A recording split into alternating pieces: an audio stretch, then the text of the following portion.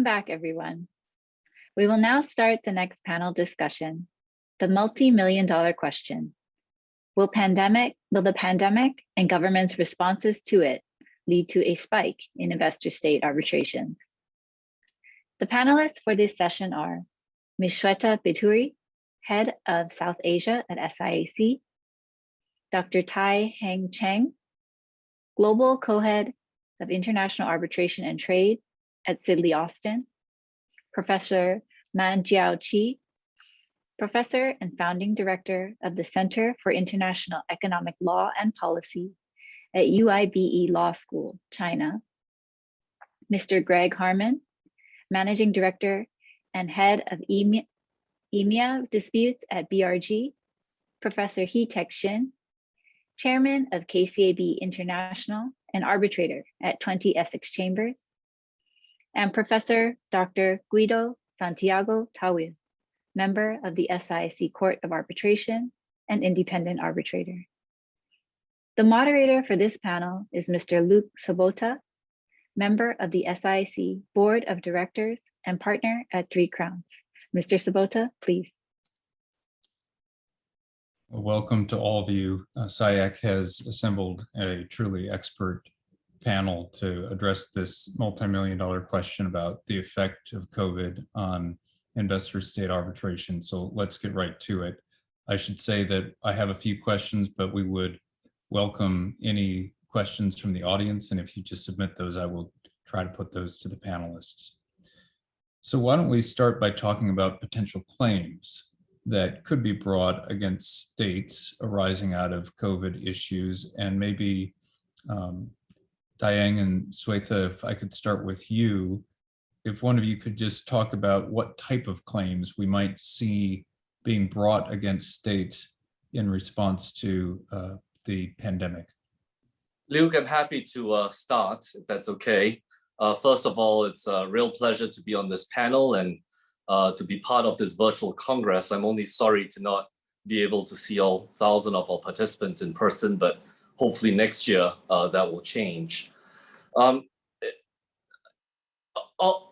Everything I'm about to say is, of course, predicated on the disclaimer that I'm not prejudging any case. That will turn on the facts and on the particular treaty.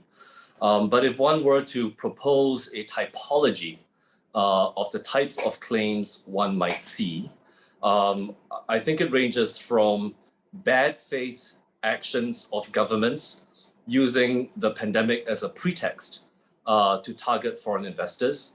And I think that's likely to be in the very minority of cases, if any at all, to governments which in good faith take measures to try and combat the pandemic, but in the implementation of its policy, either takes measures that are disproportionate or don't actually succeed and go too far. And then, of course, there are government measures motivated in good faith to combat the pandemic and actually are properly calibrated to deal with the public health crisis that has unfolded in the country. And the strength of the claims for each of those 3 categories would vary. I think it's fairly obvious that if a government uses the pandemic as a pretext to target an investor, that lays the factual predicate for a fairly strong claim against the government. And at the other extreme, a government that acts in good faith and properly implements policy potentially could still be liable under a treaty, under the black letter of the treaty, because remember, these treaties don't prohibit governments from enacting public policy measures. They simply say if you append the original expectations of the investor, you've got to compensate the investor. Nonetheless, just as a matter of advocacy and persuading a tribunal, because we have all lived through the pandemic and understood the struggles of people and governments to get a grip on it, if a policy is in good faith and properly tailored, I think it would be challenging to persuade a tribunal to go the extra mile to find that the claimant that's injured should be compensated for those public policy measures. The middle ground, I think, is probably the most interesting area where government acts in good faith, but the measures are not narrowly tailored or properly tailored to the public health concerns. And there may be more play in the joints where tribunals may be willing to say, well, in that situation, maybe some compensation is due. But again, I think it's a complex area because it touches everyone. And it really brings into collision the old view of investor-state arbitration, which is you're free to enact legitimate policy, but you got to compensate investors who are damaged, to perhaps an evolving view, which is more sympathetic to preserving the public policy space of governments and understanding that imposing compensation could be wholly unrealistic for some developing nations which could ill afford it. So to answer the question posed, which is, are we likely to see an uptick? I would foresee that we may see less than we expect, and winning these cases may be more challenging than the run-of-the-mill investor-state arbitration case. You're on mute, Luke. Thank you. Excellent framework. Thank you very much. Shwetha, do you have reactions to that? And he touched on at the end, maybe the margin of appreciations that states will enjoy when they're exercising what might be core police powers in response to a health pandemic. Are there other types of defenses that you anticipate states raising in these types of cases? Thank you, Luke, and thank you, Dr. Tai-Heng, for setting out the outline. But I also feel that, in addition to, of course, anticipating that because there are strong defenses that the state has in introducing these measures, we also will have to see how the existing, and for example, now we have the French investors claim, which is, possibly looking as the first investment treaty arbitration case arising out of the COVID-19 measure, how that rolls out. So, I think a lot of investors are closely watching. There is a strong grip where, they are looking at how these investment arbitrations are going to turn out. And basis, these reactions, we are likely to see more investment treaty arbitrations come out of, these COVID-19 measures. So while I think, since the early 2020, we were all evaluating these measures in terms of where would the investors stand and where would the state's defenses stand. And it's really a matter of time to see how many investors do actually come forth, to initiate claims against the state. So we do have one. There are others which threatened to have these claims against the state. But really, in my view, it's how if one case, investor is able to pull through, then it's likely to see more upsurge in other cases against the states. But having said that, as Dr. Tai-Heng mentioned, it's not going to be easy for investors. At the same time, I don't think it's going to be easy for states as well, to easily play out the defense of either the necessity or under, certain treaties which do not have specific exceptions, of public order or public health for that matter. So in my view, we'll have to closely watch out, but at the same time, look at how the defense of the state, very strongly in terms of how the measures were taken, whether that was the only way for the state to combat COVID-19, or would there have been other ways to deal with the pandemic? We've also seen some cases where, for example, in Peru and Mexico, where these measures have been questioned. The example of the restrictions on renewable energy productions. We also saw, how Peru was threatened because of the toll, when the toll was suspended. So these questions, whether this is the only way the state could have combated, I think for me, that's going to be the biggest test for the state to satisfy where it's going to use the defense under customary international law, where they are able to fall under the treaty exception. It's going to be maybe fairly easier, but if we also look at the history of cases, and I think the closest reference that we can draw is from the Argentina line of cases, how Argentina responded to the crisis in 2001.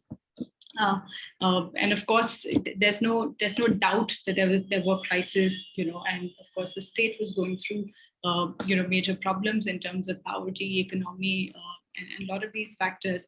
But still, when a slew of claims were filed against Argentina, it wasn't easy for Argentina to defend.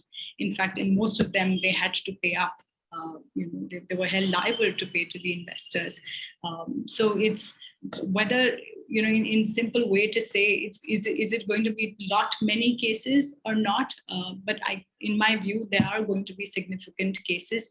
It's just a matter of time in terms of how we see these cases roll out, how the tribunals react, and also to bear in mind, with each case, there's going to be a different set of tribunal likely, and there may be inconsistent findings. So it's not going to be a precedent where either an investor loses or where the state loses would affect in that sense.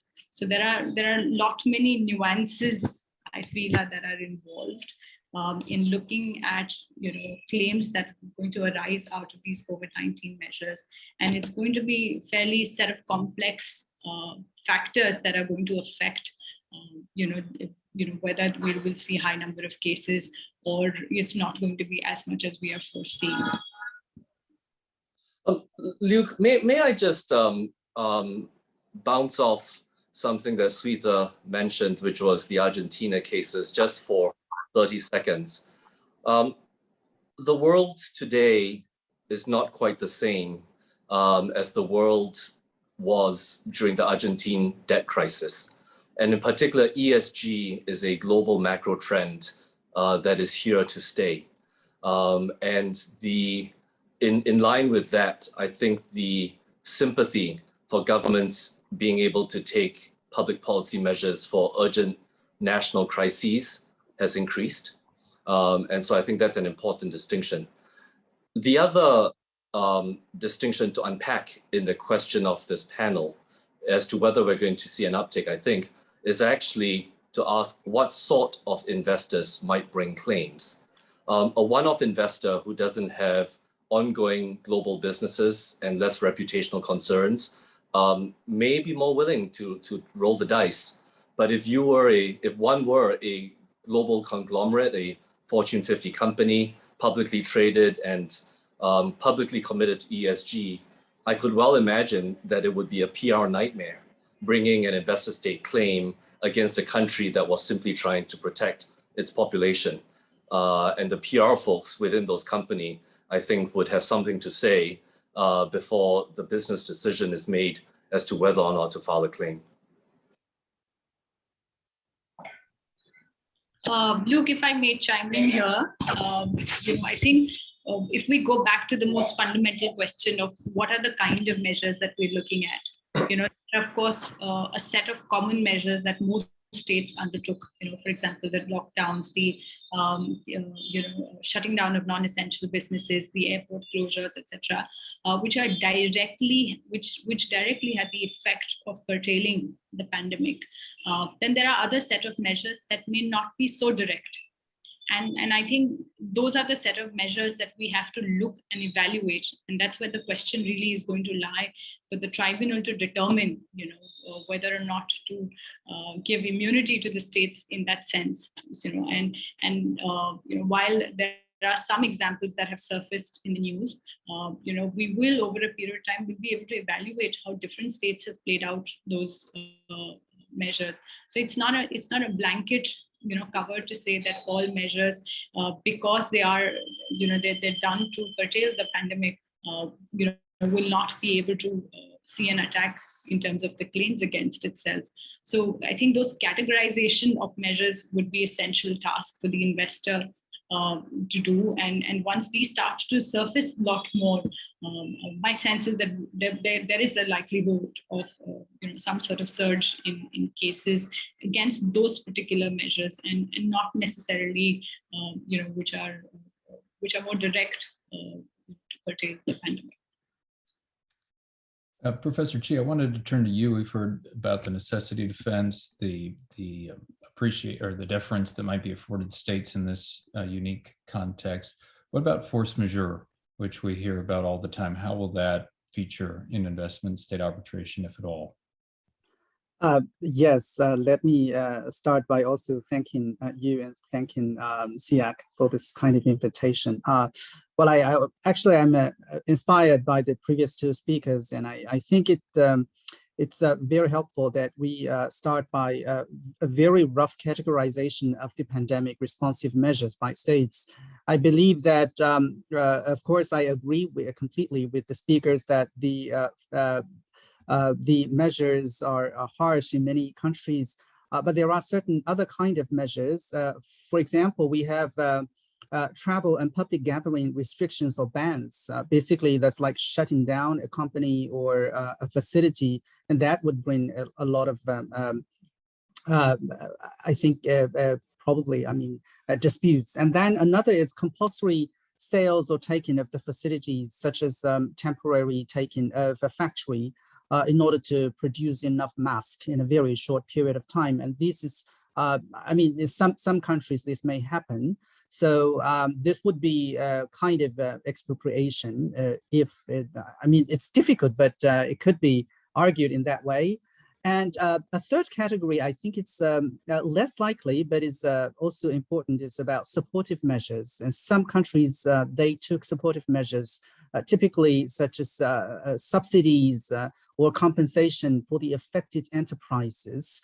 And if these supportive measures are not given or delivered on let's say on the fair basis, it could kind of in a violation of national treatment or most favored nation treatment. It is possible, but I completely agree that today's world is different from the Argentinian crisis some 20 years ago. So now I believe for states, there are different grounds, but the most important ground would be on customary international law ground for force majeure, and then on investment treaty grounds, clauses for mostly exception clauses. So customary international law is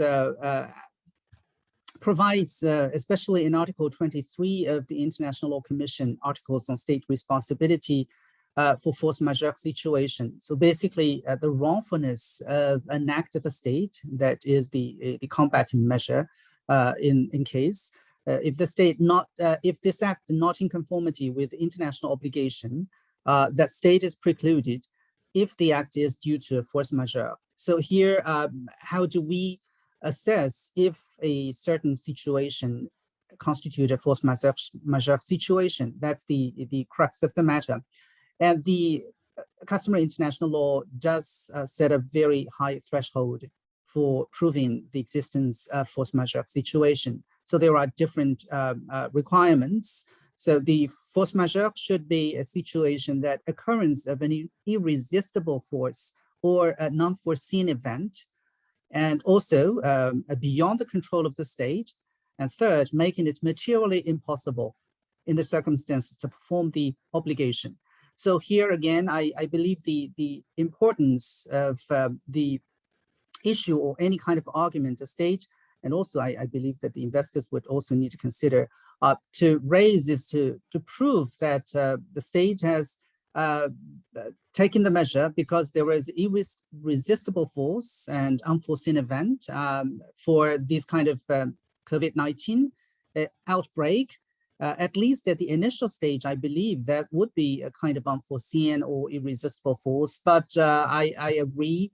I thought Dr. Cheng has mentioned, if I remember correctly, over time, when states are getting sort of accustomed with the situation of combating COVID-19 pandemic, then things might be changed. And beyond control, so it depends on the capacity of the state and the situation, making it materially impossible. So these kind of assessment would be a quite high threshold for states.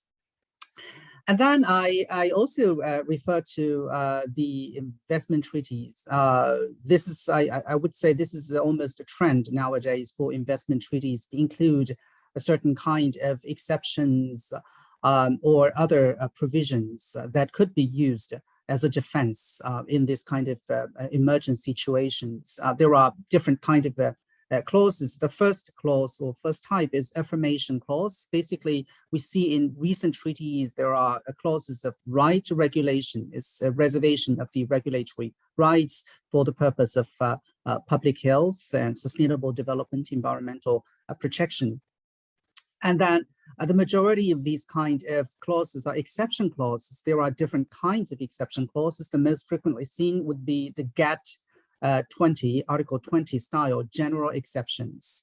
We see these kind of exceptions in many treaties, especially recent treaties. And also we have GATT Article 21 style security exception. And then we also have specialized public health exceptions. For example, in CPTPP, we have tobacco exception clauses. And a third kind of this kind of clause would be ISDS clause, that's the investment arbitration clause. In some of the treaties, these treaties exclude disputes arising from, let's say, environmental protection, public health, and these kind of public purpose measures to be submitted to investment arbitration. So we do have a number of defenses for states, either procedural or substantive aspect. So I believe the state will have to assess the situation and assess the claims brought by the investors and the situation the state has, and also the wording of the treaty that is relied on to design a smart strategy. What I think that concludes my initial remarks. Thank you. So a spectrum of defenses, depending whether you're talking about CIL, customary international law, or specific treaties. What type of counter arguments would you expect investors to make, if any, to those? And is it really something that goes to proportionality and the time from the initial outbreak? Well, I think this is an important issue. As you mentioned, I believe proportionality is a major, could be a major kind of defense, the counter defense the investor would argue, because I mean, it depends on the state, what kind of measures the state has taken, and the intensity of the state. I mean, from media, we already seen quite a lot of these kind of complaints of investors. The states are taking these, I would say, over harsh measures that are hurting the economy, hurting the human rights, and these kind of issues. And another thing is about necessity, whether state really need to take that measure, and the necessity, if judged from the GATT style exceptions, that would be, let's say, derived basically from the case law in trade law, in WTO law, dispute settlement. And then the necessity test is really also a very high threshold. So basically, a state would probably need to prove, in many cases, not all, but in many cases, that the measure is probably the only reasonable alternative that it could take in that specific situation. So to state, I believe there is this kind of difficulty. But again, I believe this is the issue, ultimately a balancing issue. I mean, admittedly, the COVID-19 pandemic is hurting every country, every companies, every individual. So everybody, in a sense, is a victim. So state has to take measures to protect the population. And that measure will have to influence negatively investors, both domestic and foreign investors. So I believe here, the measure themselves would be challenged, but the most important thing is how the measures are implemented. Are these measures implemented in a fair way, in a non-discriminatory way, in an appropriate way? So this would, I guess, this would be the issues at stake. Thank you very much. I was going to transition to damages, but before I did, we've had a lot of discussion about the claims and defenses, so I didn't know if Professor Shin or Professor Tawil, if you wanted to interject. Yes, thanks, Luke. And I also would like to thank SIAC for the invitation. I think that what our colleagues have said is very, very relevant. In all crises, there's a sort of an incentive for a concentration of power. So the problem is not only the concentration of power, but the abuse of that power. And I think that that's something that we only will see case by case, because it's very difficult to generalize. I mean, in general terms, of course, everyone is going to agree that a lot of measures need to be taken, but there are going to be specific measures that could differ from just the sort of the health measures, those measures that could mean closing businesses or others that would have a very particular impact. I think that the big difference with the Argentine cases is that this is a world crisis, and all of us are suffering the crisis. So we will be able to judge them, not from the outside, but as if they hit on us. And that's something that will change the whole scope. I'm sure that many of the measures will be justified, but that's something we only will see in a case-by-case situation. And I think that what would happen is different from the Argentine cases is we will have a new law, we will have a new case law, but that's something that we will only see in 5 or 10 years' time. It's something that we will develop through the cases, and the cases will take some time. So I think that we are certain in the beginning of something different, but we don't know what's going to be. I think that I'm quite in agreement with Tai-Heng's point on ESG, and really we have migrated very much from what we stood back in 20 years ago. And so I think that's one very important aspect, maybe change of some perspectives and also some general consensus on the need or some more recognition of social values or community values or community concerns. That's one very important aspect. And second aspect is different from Argentine cases, as Professor Tawil mentioned. In this pandemic situation, really nobody is responsible, and each national state should not be held responsible for the cause of pandemic. And that means that each national government would come up with some kind of measures to attack or to counter those pandemic.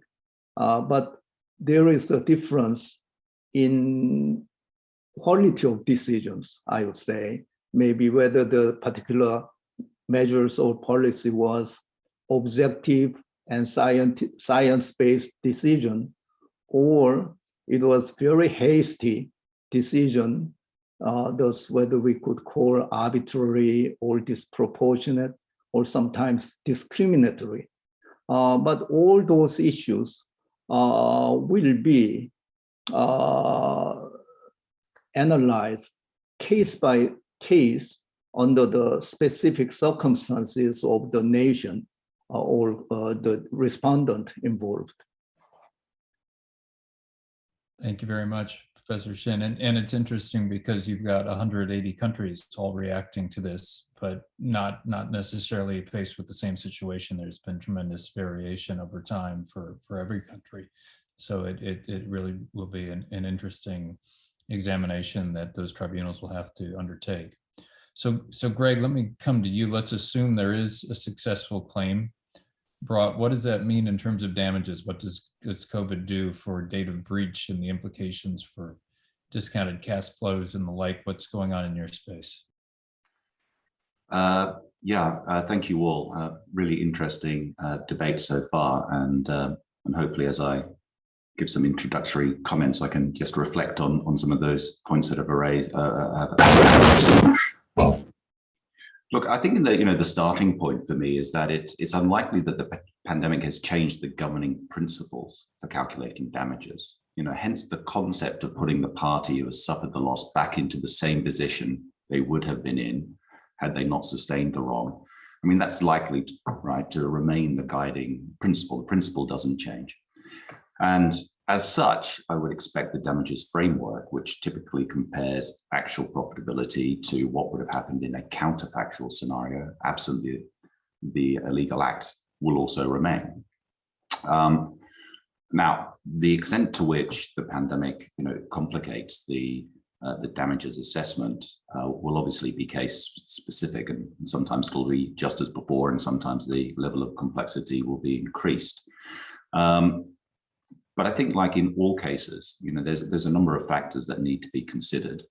There's the valuation date, there's the valuation standard. What approach are we going to use? Are we going to use a discounted cash flow approach? And the pandemic might affect all of those. But just before I talk a little bit about each of those, I just wanted to also reflect on something that had been said, because this is an added complication, and we have seen this, and that goes to what is a proportional response and what would have been legitimate for a government to do.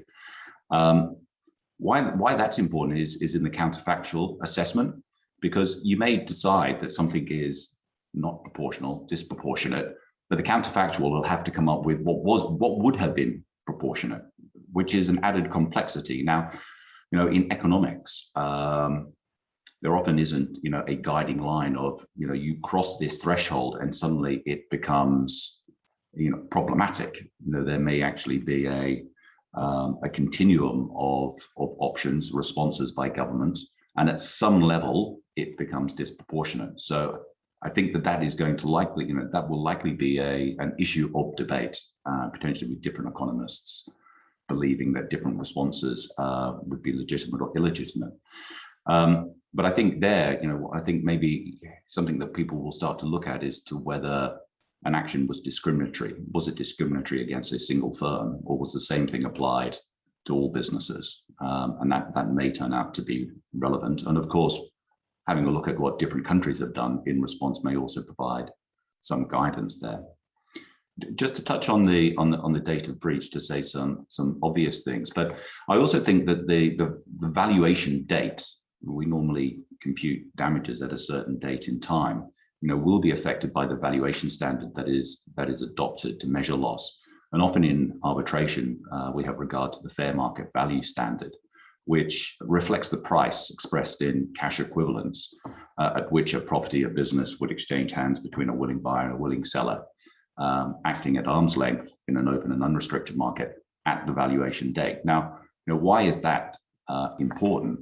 Well, I think that's important because the fair value valuation standard raises an interesting question relating to hindsight, and that may influence the choice of valuation date. It won't be relevant in all cases, or depend on when the actions actually happened. But it might be, for example, beneficial for a claimant to say that the valuation date is before the pandemic, because could a willing buyer and willing seller at a date before the pandemic have foreseen that the pandemic was about to happen? And if it couldn't, one would argue that shouldn't be included into the valuation of loss. For me, that raises a very interesting question as to whether tribunals, faced with the very plain facts in front of them of what actually did happen during the pandemic, whether that's easily put aside, especially when some of the impacts are quite significant.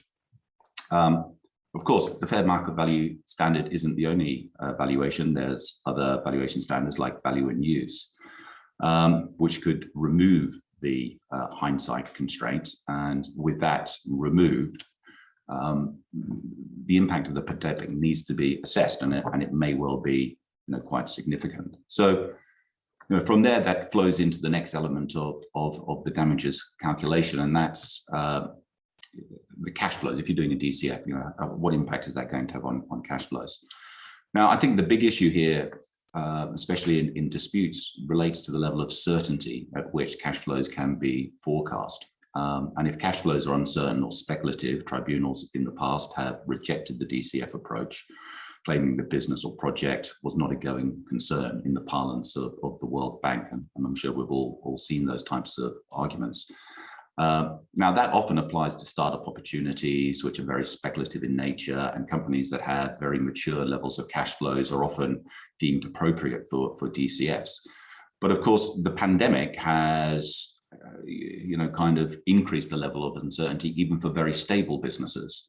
And the question is, how are we able to calculate damages through the pandemic period and thereafter? Because there will be complicated questions such as, How long will the pandemic last? What impact will it have on demand and supply locally and globally? What support is being given by the government? How long will that last? What is its exit plans? Will there be lingering effects even after the pandemic? And will the pandemic come back? It's been here once, will it come back again? And all of that will need to be determined.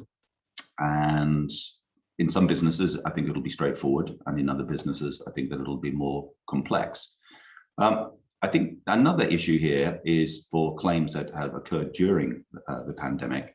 And that's the requirement to have to separate the impact of the pandemic itself and the impact of the illegal act.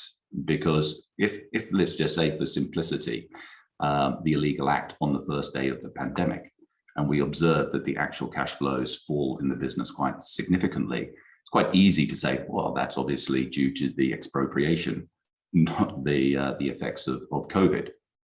In reality, it may well be both effects. So there will have to be some kind of separation of those effects, which will complicate the question.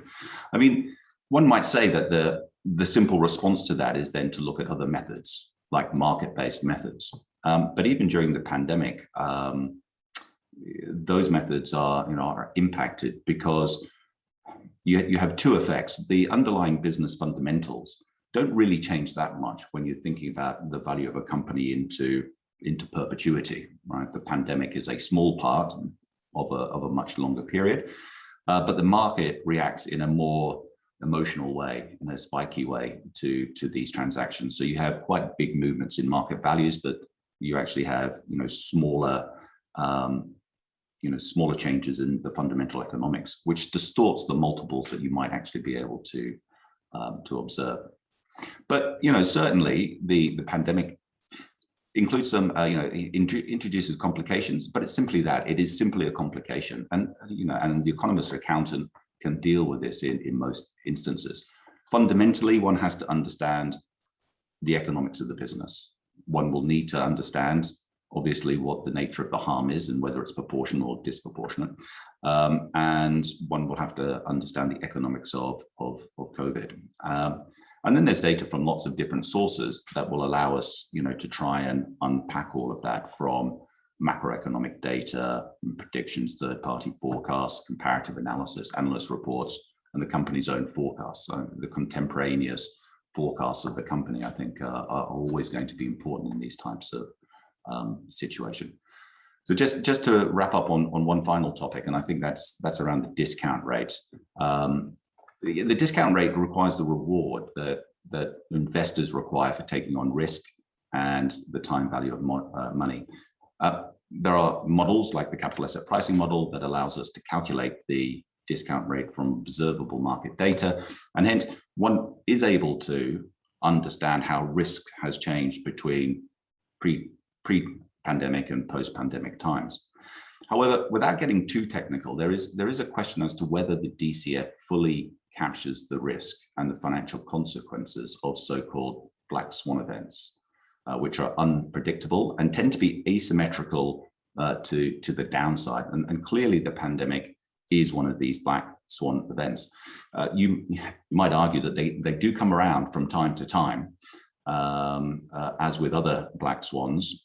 But what people kind of observe is that even though we do have these asymmetrical events, they are rarely included in business valuations, right? You don't normally see a kind of a loss calculation put forward that says this would be my loss. But I think we should lower that a little bit, because a black swan event may come along at some point of time in the future. And the impact can be quite significant. So I was doing a case pre-pandemic where the oil price in 2019 was around $70 a barrel, with an upward forward price curve. In April 2020, the price of oil was down to something like $20 a barrel, reflecting obviously a significant reduction in demand due to the pandemic. Of course, there were other factors related to quotas and the likes, which were important. I mean, that wasn't foreseen. Nobody was foreseeing that the price of oil was going to fall by that amount. And if one could have foreseen it, it would have had a significant impact on damages. Now, I think, the last point that I'll make is that it potentially depends on, again, the valuation standard that's being used. So if it's a fair market value standard, which is a willing buyer, willing seller, no use of hindsight, if actually the market doesn't build these things into their valuations, if nobody ever thinks about pandemics going forward, then it potentially raises a question as to whether the pandemic is relevant at all, because if the market doesn't recognize it, then why should tribunals? I mean, a topic for another day. I mean, DCFs will say from a theoretical point of view that you should calculate value at the minimum cost of capital. But actually what you do see often is companies using a higher hurdle rate to evaluate opportunities. And that higher rate, is a bit of a fudge factor, but it's there to account for unknown risks. So some may argue that the use of the hurdle rate in any way is helping to control for these unforeseen events. The problem is you never know whether the fudge factor is a reasonable fudge factor or not. All that you can observe is whether people are using it, which may be good enough under a fair market valuation. Okay, that's me. Sorry, I probably went on for slightly longer than I needed to. Thank you very much, Greg. There is a lot to unpack. We've got some great questions coming in, so I do want to reserve some time for that, but I wanted to switch gears for a second, and assuming, Professor Tawil, that there is a spike in investment arbitration, are we going to be having these hearings in person or on video? And maybe if you could talk substantively about, are there due process issues being raised by respondent states in terms of having hearings held via Zoom or other online services, and how are tribunals reacting to those type of arguments? Sure. I would say that at the beginning of the pandemic, certainly the issue of virtual hearing was a strong issue, particularly where the parties were not in agreement. Many states, and not only in investment-state arbitration, but also in commercial arbitrations, raised the issue of the lack of an in-person hearing, and that was against applicable law or whatever. But I would say that probably 8 or 9 months into the pandemic, the position of the tribunals changed. I mean, initially, some tribunals were given some deference to that situation, and in some cases, even I had some internal discussions in tribunals, and we have deferred or we have delayed the hearing until we were seeing how the situation was evolving.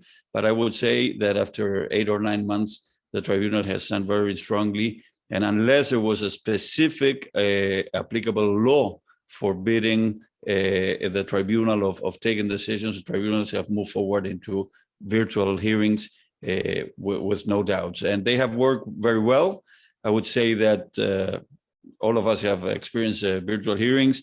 They're much more demanding. They're much more stressful in the sense you have to be more specific, focused, and a little bit softer. It's less forgiving for the speakers, but they have worked perfectly well. Mainly the issues have been logistical, connections, time differences, but I would say that they have worked excellently. And do you think there's been a sea change, that there will be a presumption that hearings, maybe even for environmental reasons, will be held virtually, or do you think that? I would think that, as probably all of us will agree, some hearings will turn to be virtual, mainly jurisdictional hearings, short hearings, first session, etc.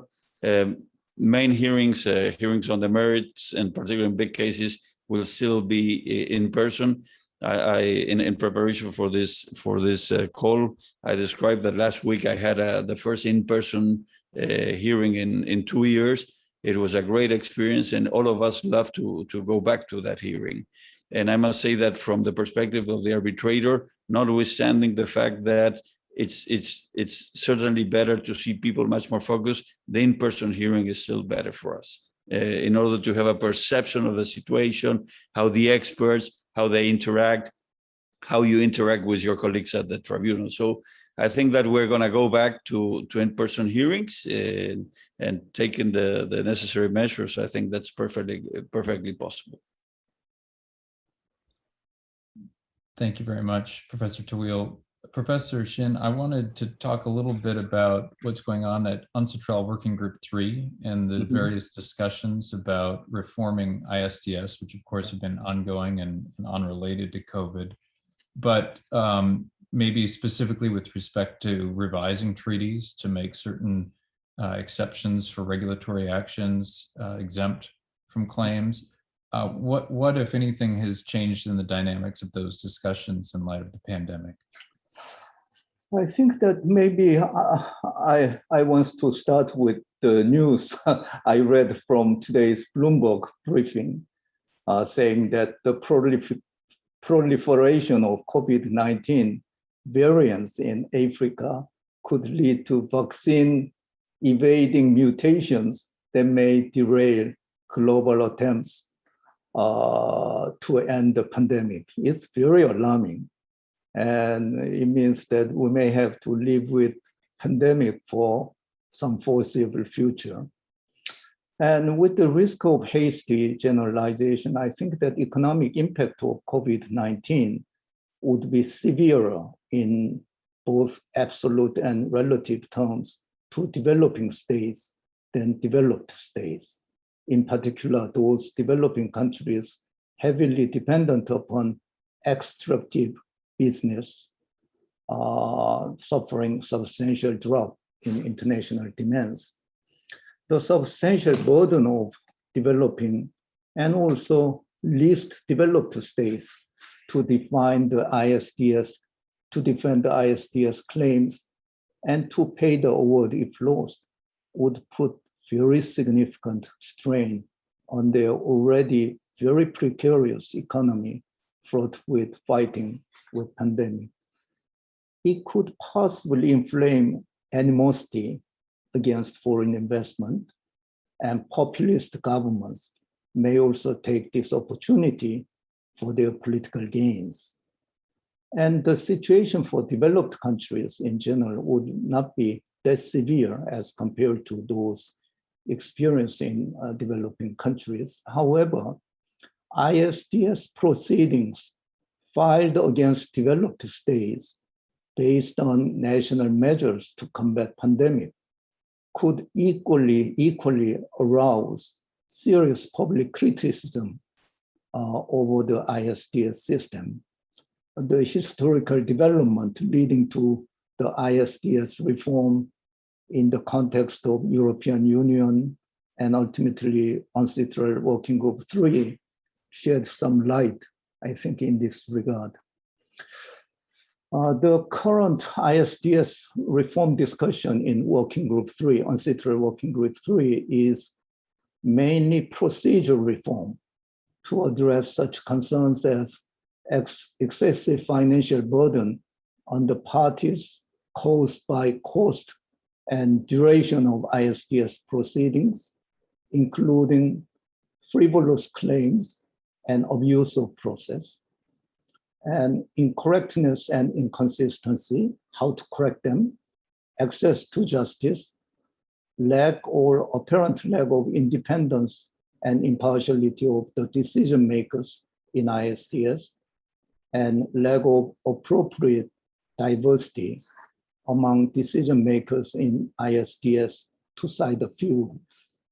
The impact of COVID-19 pandemic and the ISDS claims seeking damages caused by governmental measures to counter pandemic would ultimately strengthen the voices critical of the legitimacy and the perceived system bias of the current ISDS mechanism, and calls for fundamental reform well beyond procedural aspects of ISDS. Even now, some human rights advocates criticize that current Working Group 3 discussion fails to address human rights concerns and also investors' obligations of corporate social responsibility. I think I would expect that the calls for reform in this regard would include that the reform discussion should include reform on substantive protection standards, or development of new substantive legal standards in an attempt to tilt the current balance in favor of the host states. Some might even advocate discussion of a mechanism granting exemption or even temporary moratorium to measures taken in exceptional circumstances arising from unforeseen contingencies like pandemic. Among the current issues under discussion at Working Group 3, I see the urgency of building agreement on the establishment of multilateral advisory center with adequate financial means and capabilities to render certain level of assistance for specific investment disputes of developing countries, in addition to the assistance for capacity building of those countries. And further, the issues under discussion at Working Group 3, such as early dismissal of frivolous claims, security for cost, third-party funding, and damage framework, and mediation and other ADR will be looked into with keener attention in consideration of the new circumstances arising from the pandemic and the countermeasures. I expect that the reform discussion in the multilateral forum like UNCITRAL Working Group 3 takes time and would be very difficult to reach a consensus in a timely manner. So I think that some countries wants to explore some of those discussions, either bilaterally by renegotiating their investment treaties, or in a regional forum to come up with some collective voice on those kind of issues. And already some states left out the ISDS clauses in total in the new investment agreements. But I think that the countries is now very sensitive about securing their policy space in combating those kind of pandemic, or we will see, we do not know what we will face in the future. So they will try to preserve those flexibilities so that they can take some measures which they need really marginal appreciation without running the risk of breach of international treaty. That's my initial thought. Thank you very much, Professor Shin. One of the questions from the audience, which maybe dovetails with what reforms are being discussed at Working Group 3, is whether there's scope for mediation in these type of disputes. And I don't know if any of the panelists had reactions to that question. I think that the dispute arising from the measures taken for pandemic may be a very good dispute. Each party would be interested in mediation rather than going to very adversarial litigation or arbitration process. I think especially for the big global players, as Tai-Heng mentioned, they may have to be really worried about the public reaction on a global level, and also reaction by consumer groups and civil societies. So I think that at appropriate time, they might be amenable to mediation of those disputes. Maybe the host state may come up with some measures or some compensation or some other manner without necessity for paying monetary compensation. And also that might be also beneficial to the foreign investors who does not want to sever the relationship with the host countries. If I could chime in on that, I do think mediation, as Professor Shin pointed out, could be an attractive alternative. And in particular in situations, for example, where a country has requisitioned the production of a factory for masks, which was the example Professor Chi gave. In that situation, one could see a mediated outcome which either involved paying for the fair services of the factory after the fact, or perhaps providing compensation in giving new government contracts. You did such a good job making masks during the pandemic. Here's a new contract to make even more masks for the future. That could be an attractive solution, for example. The other reason why mediation, I think, is attractive is a very important point that Professor Shin raised, which frankly I hadn't considered, which is the pandemic and pandemic-related investor-state arbitrations can exacerbate the populist criticism of investor-state arbitration.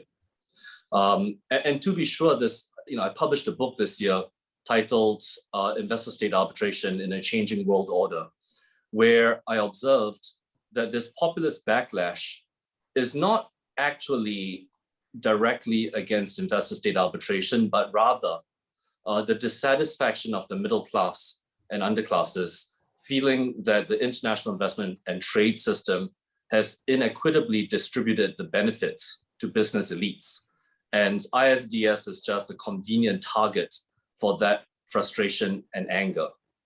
If you accept that hypothesis, then bringing investor-state arbitrations arising out of COVID measures simply makes it a much more convenient whipping boy for that sort of anger. And if one were focused on preserving the system, because after all, we do need international adjudication as part of our global order, then mediation could help sidestep this provocation and perhaps provide an escape valve. Professor Tawil and then Professor Chi.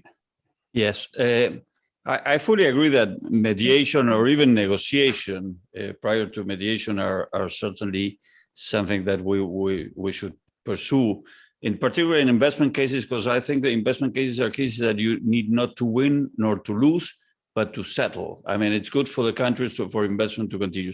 But I have a doubt, and my doubt is, I don't see states being able to mediate most of these cases. I mean, it's going to be very difficult, either because of their internal regulations that limit their possibilities of mediating these cases, or the consequence of mediating specific cases with the number of cases that are going to be around. I think that most states, in particular in big cases, they're just are going to try to pursue the litigation and defend themselves. I don't see easy the mediation of these cases, notwithstanding the fact that I think all of us agree that it would be great to settle them through negotiation or mediation.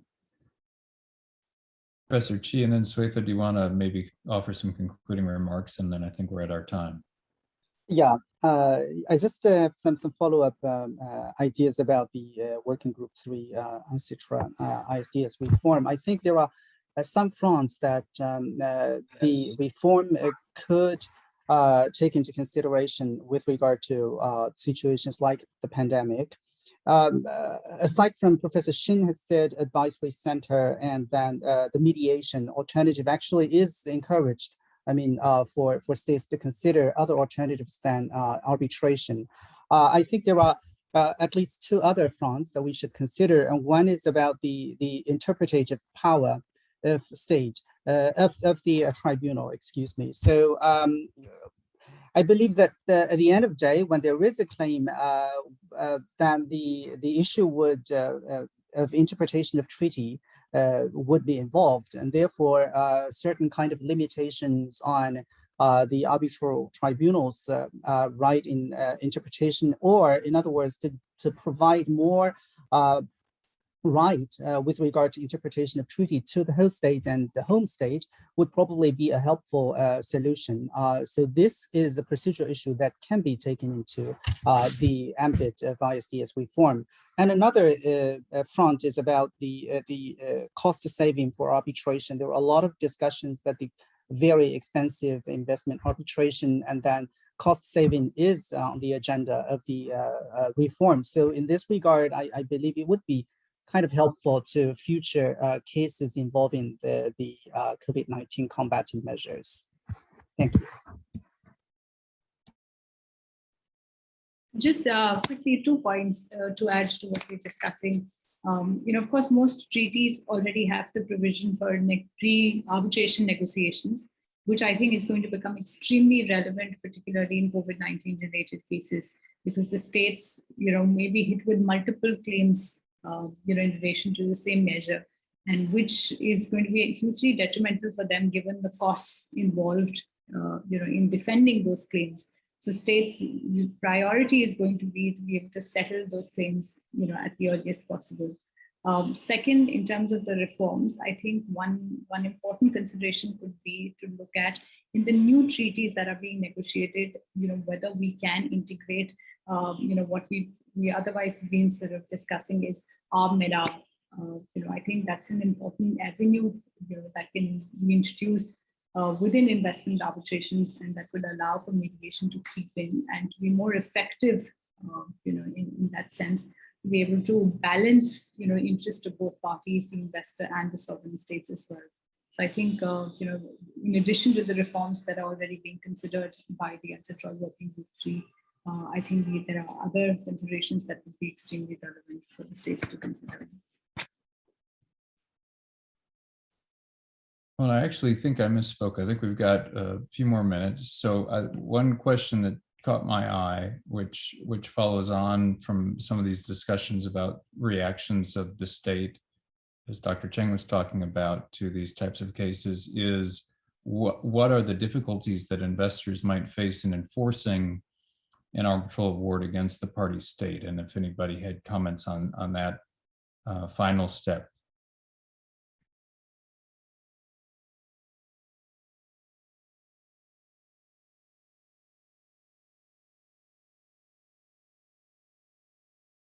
Well, just so we don't leave that question hanging, I think you can really take this at two levels.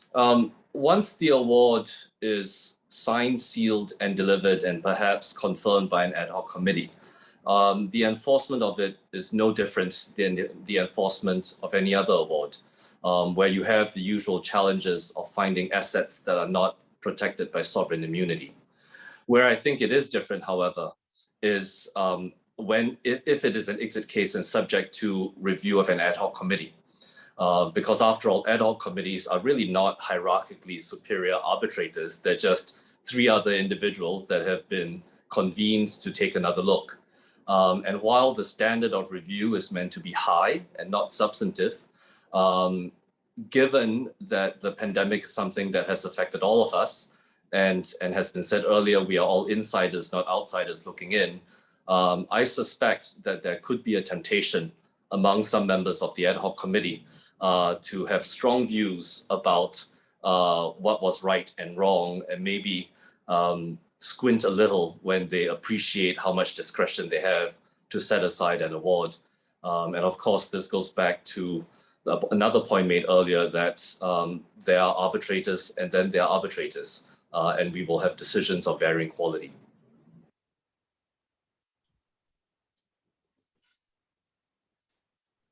Yes, I think that I agree that it could vary depending on the rules, applicable rules. I would think that in the exit cases, enforcements will probably not differ too much. I understand what Mr. Cheng has said, but my concern would be in those cases that are investment arbitration not under exit rules, but that you need to enforce them in different jurisdictions. And what's going to be the position of the jurisdiction where you're trying to enforce it if they think of the case, if it has happened to that country itself? As an example, you are trying to enforce a specific measure that was taken by X country in a different country because you got the award, and what's going to be the position of the courts of that country when they see that you're trying to enforce that situation. And that's going to vary case by case. But being this sort of a global phenomenon, I would think that could be an issue.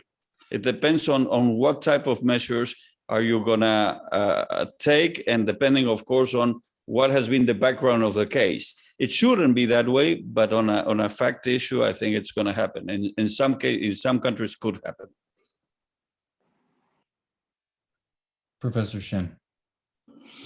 I think from a different perspective, if the respondent is in a very precarious financial position, from investors' point of view, asking the tribunal to order respondent to put some security or security for cost might be thought about. And to my knowledge, in recent case against IT, the tribunal seems to have come up with an order IT to deposit or as a security for almost 23 million US dollars, if my recollection is true. Certainly, I think from the arbitration or from the need to have that kind of security is understandable from the investor's point of view. But going back to our previous discussion, it could certainly inflame the sentiment against ISDS system and also potential alleged bias of the tribunal in favor of the investor. So we need to approach this with really much caution and nuance. But certainly, I think that if the pandemic prolonged and that really devastated the economy of respondent country, certainly it will be extremely difficult for the investor to get the award paid.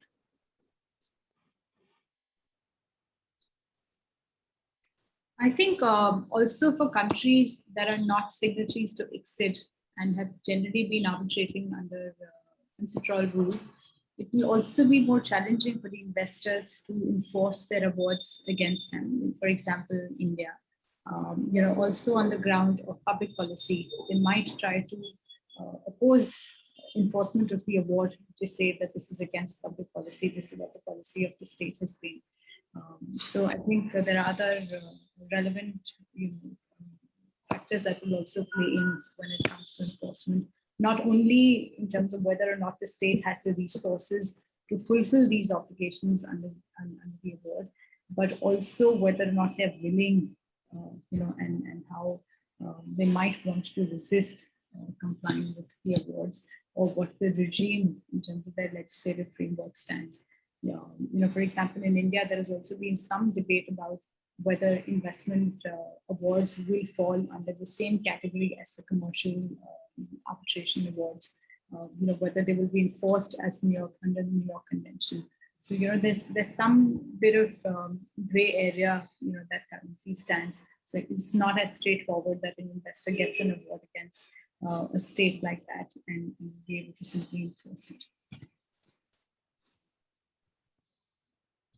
So Andrew Pullen has another question that I wanted to put to all of you, which is whether you could defend a mechanism or an action as necessary where other states may be invoking a more liberal policy of freedom are not invoking those type of measures. And it goes to the question of how you might use different states' responses to COVID in trying to determine whether a particular action was justified or proportional. And I don't know if anybody had reactions to Mr. Pullen's question.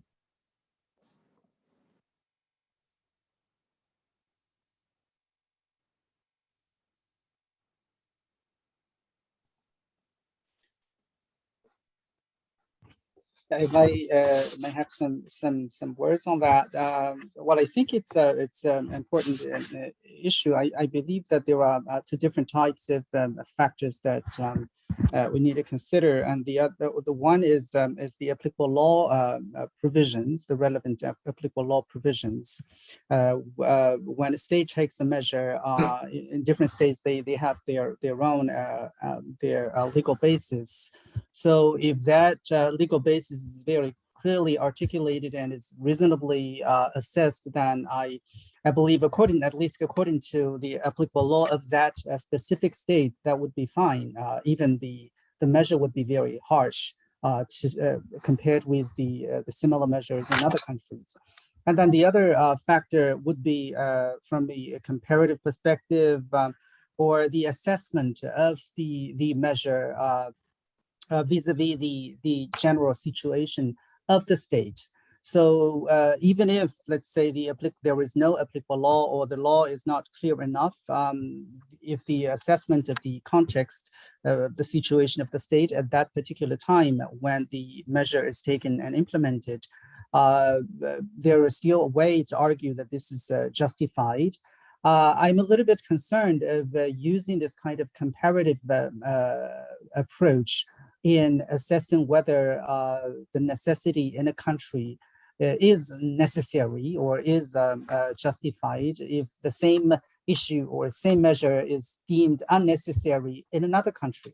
So I believe this is a country specific issue, but I wouldn't say this is not this is meritless at all. I mean, it's possible, I mean, as a reference in the argument. Thank you.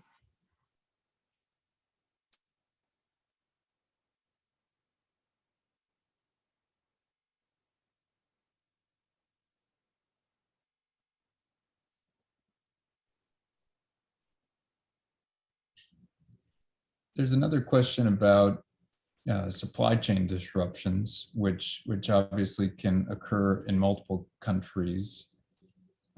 Typically, you're only going to have the ability to sue one state at a time, but how might these type of causal issues perhaps arise when you've got an issue for an investor that's really the result of COVID responses in more than one state?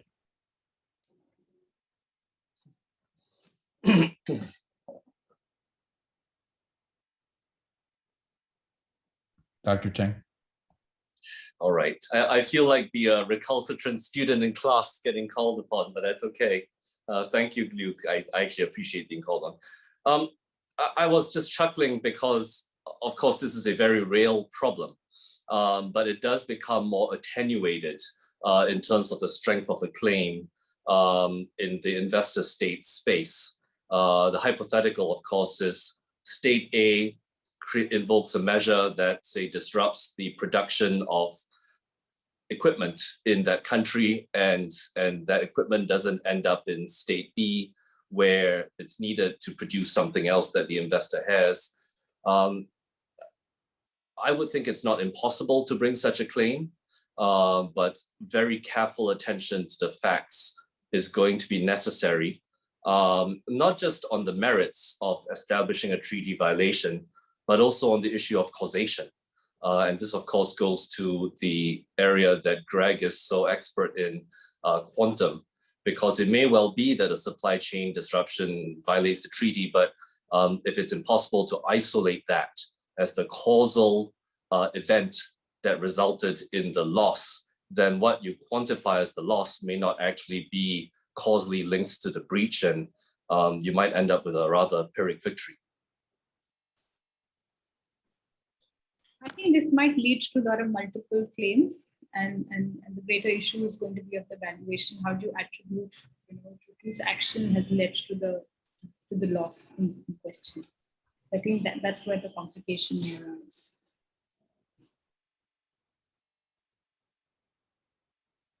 It could also be trade dispute issues between the states under the WTO commitment or bilateral FTAs. So certainly I think some countries have taken export ban or sometimes import ban, and all those issues certainly could give investors certain claims, but it would be very difficult for the investors to challenge that, but it might be left for the state to state in the trade dispute context.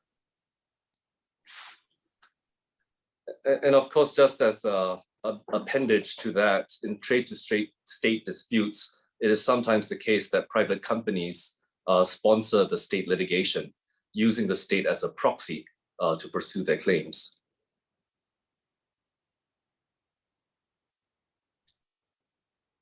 So I wanted to maybe ask one last question, which is whether you think that the legal framework, the procedural framework that we have, is effectively well equipped to deal with COVID, and it's just a matter of applying what we have? Or do you think that COVID is exposing things, and maybe this goes to some of the work that Professor Shin has talked about, that the system is perhaps missing procedural or legal components that are necessary to resolve? I don't know if people have reactions to that.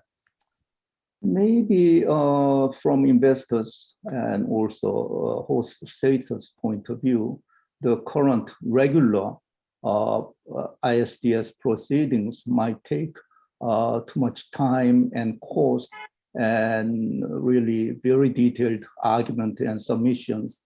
And maybe one very innovative idea could be that we set up special commission, global basis, to deal with the COVID-related claims, like Iran-United Special Claims Tribunal.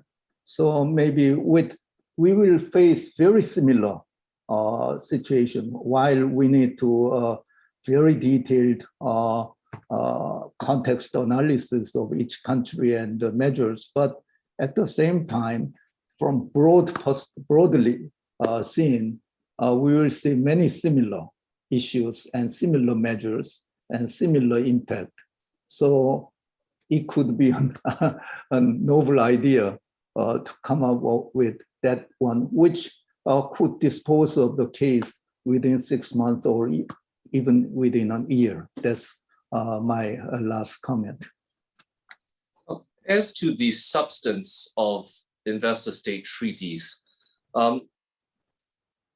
these are not static rules that have metaphysical truths to how they are to be applied. Rather, the life that gets breathed into these rules depends on how they are applied and decided by arbitrators. That is the essential magic of our legal system, that it is dynamic and ever-changing within the constructs of the words.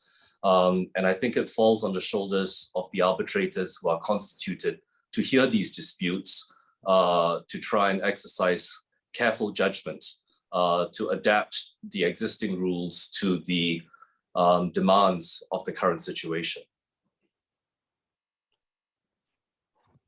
Yeah, if I may just add a few words, I think the last question, I think the international investment law and ISDS in particular is always tried to be responsive to the changing situations in the world. If you think like some 10 years ago, we see the Philip Morris versus Australia, and then quickly afterwards, we see a number of major FTAs and treaties that incorporate a tobacco exception. And then we see the national sentiments in the European Union after Vattenfall and the TTIP, former TTIP negotiations. And then we see quickly that the EU is making the proposal on the court system. We see this is happening all the time. And I think that the real sin is how state would take this kind of opportunities to react to the changing situation through the ISDS mechanism and investment treaty negotiations. I mean, we are, in this sense, we are in the kind of lucky period of time now, because the ISDS reform is in full-fledged, is ongoing, and then the IIA reforms is also ongoing. So states really need to consider and come sitting together to find a better way to address these kind of emergent issues. If not for COVID-19 in the future, I believe we will have similar and other kind of emergency issues.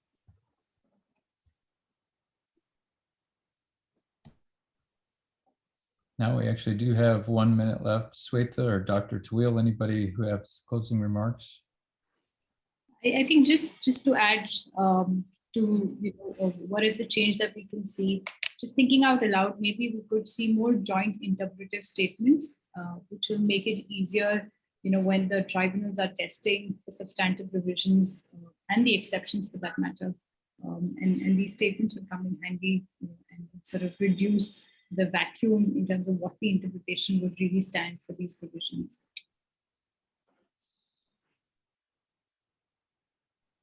Well, thank you all. It's been a pleasure. Fantastic discussion. And with that, I will give it back to SIAC. Thank you. Thank you, Luke. Thank you, Luke. Thank you, Mr. Sobota, and all the panelists for that very interesting discussion.